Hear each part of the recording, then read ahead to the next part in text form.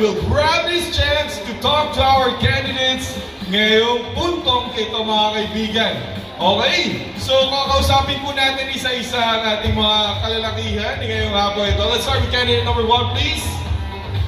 Dito tayo, sir. Ayan, candidate number 1 is Vin. Vin, kumusta ka, Vin? Okay naman po. Si Vin ay taga Rojas. Ross Trinton. Tondo, Manila lang si Vin. Ayan, palapakan naman natin si candidate number 1, si Vin. Vin, ang tanong nila, single ka ba, Vin? Single po. Ayan, single pala si Vin. Single din yun. Nakita mo yung may corona ngayon, single yun. Okay, Vin, ano ang hinahanap mo sa iyong susunod na kapareha or kasama sa buhay, Vin? Ay, yung hindi ako iiwan at di sasaktan ko. Hindi iwan at hindi sasaktan. May tanong siya. Ano yung tanong mo? Okay lang daw ba? Okay lang, basta mapera. Okay lang daw basta mapera. Mamaya na kayo mag-usap mga kaibigan. Huwag dito sa stage. Okay? Okay, Vin. Gaano ka nakatagal single, Vin? 1 year po, 1 year. 1 year na. So naghahanap si Vin ng kanyang susunod na makakasama sa buhay. Kailangan na mabait, tama? Yes. Mapera. Yan. Yeah. Mas mataas yung mapera. Bakit naman mapera?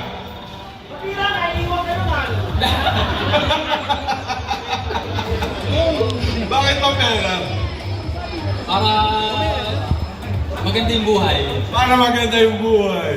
Okay, maraming salamat, Vin. At ang namin na ikagaganda ng iyong buhay. Palakpakan po natin si candidate number 1. Alright, dumako naman po tayo kay candidate number 2. Ayan, si candidate number 2 ay si Rocky. Rocky, kumusta ka, Rocky? Okay lang naman. Okay lang, Rocky. Nakita namin may kasama ka ngayong hapong ito. Sino ang kasama mo? Kumaka kayo, kinikilig. Sino yun? Kesha. Sino? Si Kesha. Si Kesha ay kaano-ano. Ang kaano-ano ni Rocky, si Kesha. Kakaupan. Ayan, jowa ni Rocky si Kesha. Ay, palakpakan naman natin si Kesha. O, pagtalungkot kayo. Ano yung nagustuhan mo kay Kesha? Gano'n na kayo katagal? 4 months. 4 months! 4 months! Ano sabi naman? Pwede pa daw tibagin. Wag naman!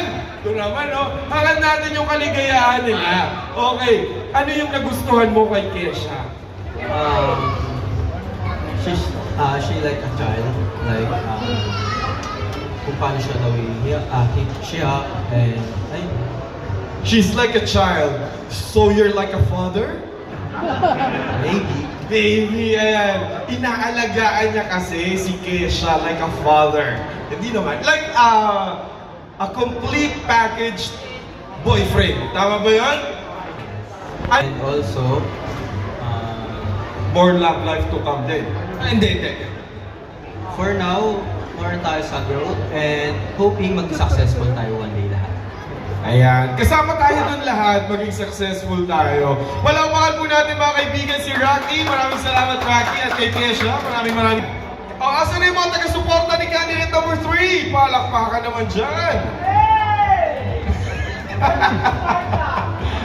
Ayan, candidate number 3, ikaw ay si Kevin. Kevin, taga saan ka, Kevin? Taga Santa Cruz si Kevin. Malapit lang si Kevin. Kevin, kumusta ang ating buhay ngayon? Okay naman so far. Nagagapang. Nagagapang. Sino ang gumapang? Ako mismo. Ikaw mismo ang gumapang. Kailangan ba ni Kevin ng makakasamang gumapang sa buhay? For now, focus muna sa self-improvement, syempre self-growth, much better para makahanap mo yung para sa'yo talaga. Ayan. So para mahanap daw ni Kevin ang para sa kanya. Okay, speaking of that, Kevin, sa tingin mo, ano ang para sa iyo? Syempre yung fear of God and understanding. Ayan, may fear of God, may fear kay God at understanding. Ang tanong niya, okay lang daw ba? Why not? Go. Oh, why not daw? Why not? Basta mabait ka. Okay. Okay. Makakaya mo na kausapin, ikaw talaga, oh. Maraming salamat sa iyo, Kevin. At agad namin ang tagumpay ng iyong buhay. Now let's have candidate number 4. Alright. Palakpakan ng mga taga-suporta ni number 4. Ayan.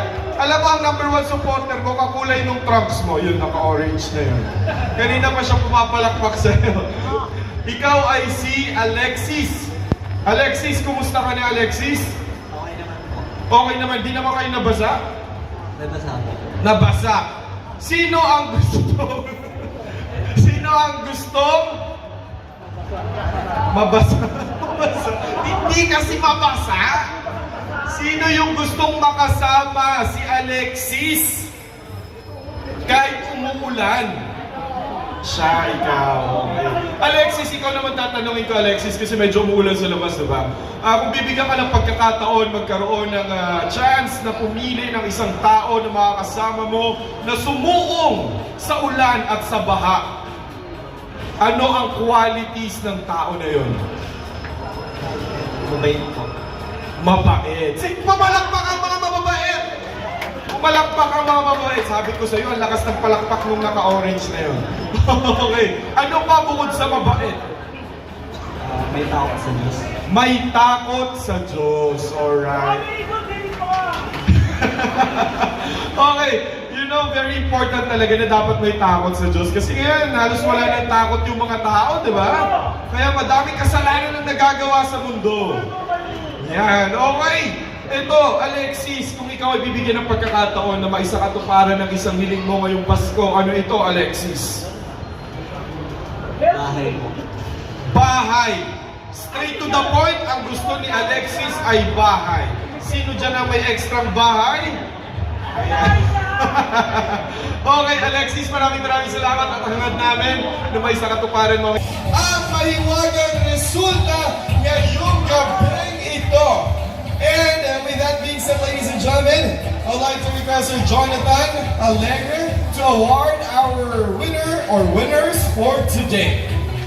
Again, for the information of our candidates this afternoon, kung hindi man tayo palarin, meron pa po tayong wild card round. So pwede pa po tayong bumalik anytime. Okay? And also, ladies and gentlemen, ang ating tatanggaling mga panalo ngayong hapon ito ay makakasama na sa ating tarpaulin na iyan. Makakasama na ang inyong mukha dyan. Okay? Ibig sabihin, kasama niyo na si Jerry Santos from Barangay Ermita, Malate, Manila. Alex Lee from Barangay tayo. That's on December. Okay. Eto na mga kaibigan. Uunahin natin yung wild card. Tama? Wag na.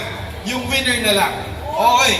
Ladies and gentlemen, we have one winner for today. Isa lang. Okay. Ladies and gentlemen, sino sa tingin ninyo ang mananalo ngayong araw? Eto na mga kaibigan.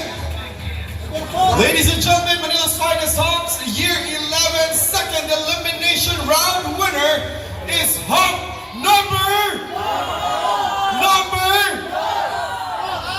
4, Alexis UC. Here we go.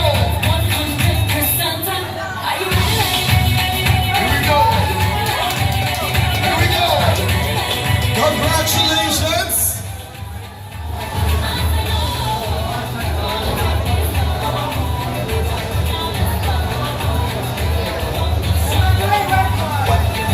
And now, ladies and gentlemen, bukod po sa ating winner ngayong hapong ito, meron pa rin po tayong tatanggalin na isang wild card na pwede pang lumaban. At siya ay si Hop number... How